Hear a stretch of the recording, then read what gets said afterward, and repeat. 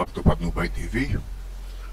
Sa nakaraan nating video ay napag-alaman natin na ang Virile Society, isang secret society sa Germany na nag-harness ng virile energy upang makontrol ang nature, kalusugan o health at ang mga tao mismo. Kung hindi mo pa napanood ang una kong video tungkol dito ay recommend na panoorin mo ang video na yun, ang part 1.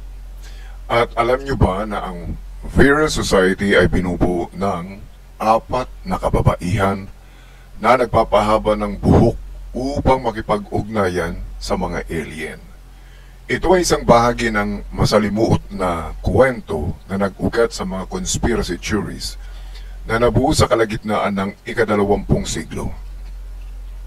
Ayon sa mga teoryang ito, ang mga kababaihan ng Virile Society ay itinuturing na mga medium na may natatanging kakayahan na makipag-ugnayan sa extraterrestrial beings sa pamamagitan ng kanilang mahabang buhok na sinasabing nagsisilbing isang uri ng antena para sa pag-channel ng enerhiya at communication. Ayon sa legend, ang Virile Society ay kinabibilangan ng 4 na kababaihan na kilala sa mga pangalang Maria Orsic at Trauti A. At 2 pang hindi kilalang kasapi. Si Maria Orsic na siyang pinakatanyag sa kanila ay madalas na iniuugnay sa mga teorya ng pagsaliksik sa alien communication at advanced technology. Ang sinasabing layunin ng grupong ito ay makipag-ugnayan sa mga extraterrestrial beings upang makakuha ng kaalaman at teknolohiya mula sa mas mataas na nilalang. Sinasabing naniniwala ang mga kababaihang ito na ang kanilang mahabang buhok ay isang mahalagang aspeto ng kanilang espiritual na kakayahan. Ayon sa mga teorya, ang buhok ay nagsisilbing isang uri ng antena na nag-a-absorb ng enerhiya o mga mensahe mula sa mga alien. Naniniwala sila na sa pamamagitan ng pahabang buhok, mas epektibo silang makakapag-channel ng virile energy at magtatag ng telepatikong communication sa mga dayuhan mula sa ibang planeta o dimension. Ang grupo umano ni Maria Orsic ay nakatatanggap ng mga mensahe mula sa isang extraterrestrial civilization na tinatawag na Aldebaran. Ayon sa mga ulat, ang mga mensaheng ito ay ipinadala sa anyo ng mga esoterikong simbolo at alien script na sinasabing may impormasyong teknikal tungkol sa mga advanced na teknolohiya, kabilang ang mga flying saucers o UFOs.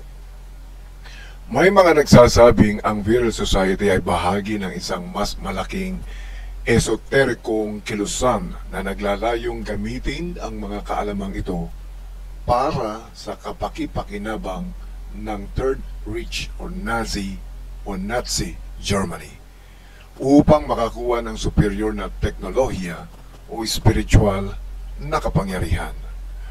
Mahalagang tandaan ng idea ng mga kababaihan ng Virile Society na nagpapahaba ng buhok para makipag-ugnayan sa mga alien na isang bahagi ng mga conspiracy theories na wala pa ring matibay na ebidensya hanggang sa kasalukuyan.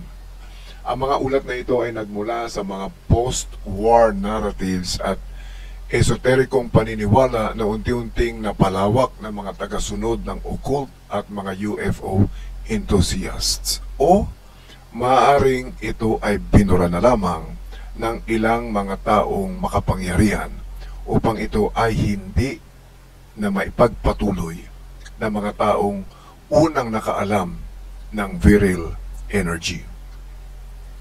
Walang mga dokumentong patunay na nagsasabi ng aktwal na pagkakaroon ng mga kababaihan ng Virile Society o ang kanilang mga sinasabing kakayahan. Kayo ba ay naniniwala dito? O kayo ay naniniwala sa mga teorya na sinasabing totoo ang virile energy at ang Virile Society? Ang kwento ng 4 na kababaihan ng Virile Society at ang kanilang pakikipag-ugnayan sa mga alien sa pamamagitan ng kanilang mahabang buhok ay isang halimbawa ng pagsasanib ng okultismo o science fiction at conspiracy theory. Bagaman kapanapanabik at kaakit-akit ang mga kwentong ito, karamihan sa mga ito ay batay sa mga myth o katang-isip o kaya ay haka-haka. Ang idea ng mga kababaihang ito ay sumasalamin sa pananabik ng tao sa mga supernatural na puwersa at ang posibilidad ng pag-angat ng antas ng karunungan sa pamamagitan ng mga hindi karaniwang pamamaraan.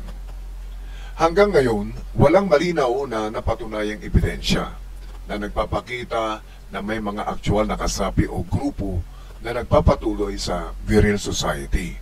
Ang idea ng Viril Society ay pangunahing nakaugat sa mga conspiracy theories, esoteric na paniniwala at okultismo na nabuo noong ika-20 siglo, lalo na sa panahon ng Nazi Germany. Sa kabila ng kawalan ng konkretong ebidensya, may mga tagasunod na mga esoterikong paniniwala at okulto na maaari nagsasabing sila ay bahagi ng isang modernong version ng Viril Society. Bakit walang malinaw na patunay? Lihim na kalikasan. Kung ang Viril Society ay isang tunay na organisasyon, ito ay isang lihim na grupo na hindi karaniwang naglalantad ng kanilang mga miyembro o aktibidad. Dahil sa kalikasan ng kanilang esoterikong mga idea, maaaring sadyang itinatago ng mga tagasunod ang kanilang samahan upang mapanatili ang misteryo sa paligid ng Viril. Pangalawa, pagkalito ng mga esoterikong kilusan.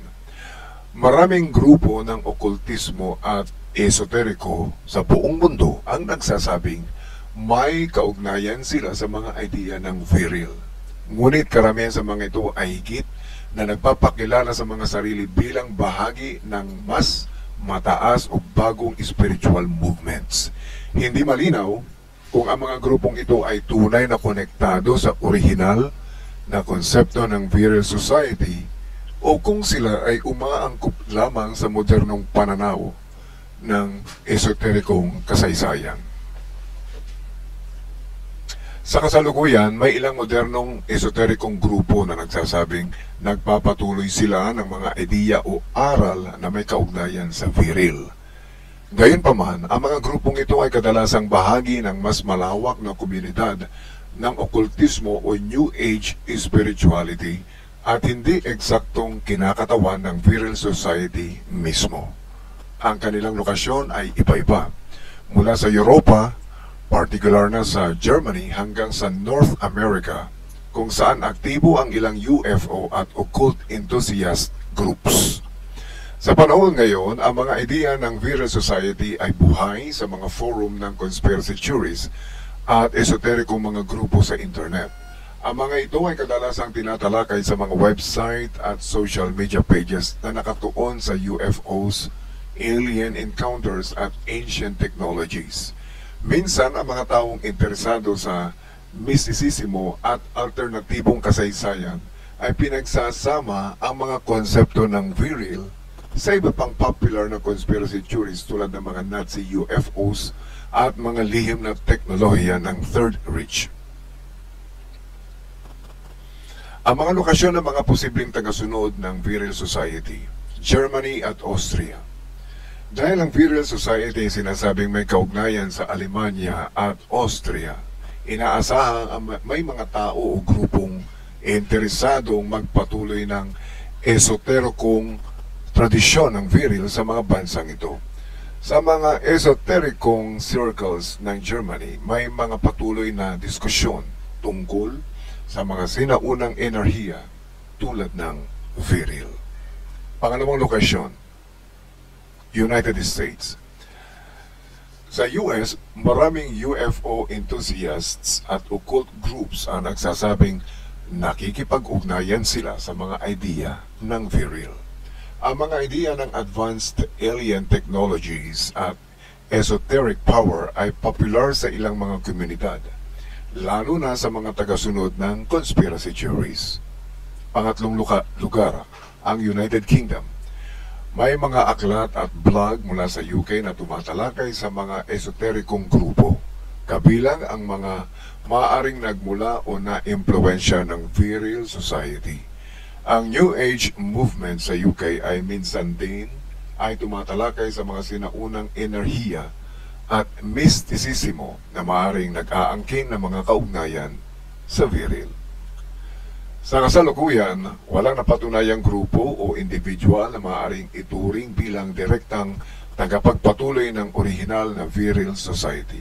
Gayunpaman, ang mga ideya nito ay patuloy na humahalo sa modernong esoterikong paniniwala, conspiracy theories at okultong komunidad. Ang mga taong sumusunod o naniniwala sa mga ideya ng Virile ay kadalasang matatagpuan sa mga underground ng community o online forums at patuloy nilang pinalalakas ang misteryo at alamat na bumabalot sa Virile Society. Bakit nga ba sa pagkawala ng mga ebidensya na sabi nila ay meron namang mga ebidensya o mga nagpapatunay tungkol sa Virile Society na ito noon sa Nazi, subalit bigla itong nawala dahil merong kumuha? Ang suspetsya ng marami, ito ay kinuha ng mga Amerikano. At natagpuan nga nila ang special time machine na nasa underground na binuo ng Nazi. Kayo ba ay naniniwala rito? O kung ito ay isang katang isip lamang? At kung ito ay katang isip lamang, bakit pinaniniwalaan ito hindi lamang ng mga pangkaraniwang tao kung hindi ng mga taong merong tinatawag na mga kapangyarihan na makapag-access sa third dimension o other dimension at kahit na rin sa ibang mga planeta.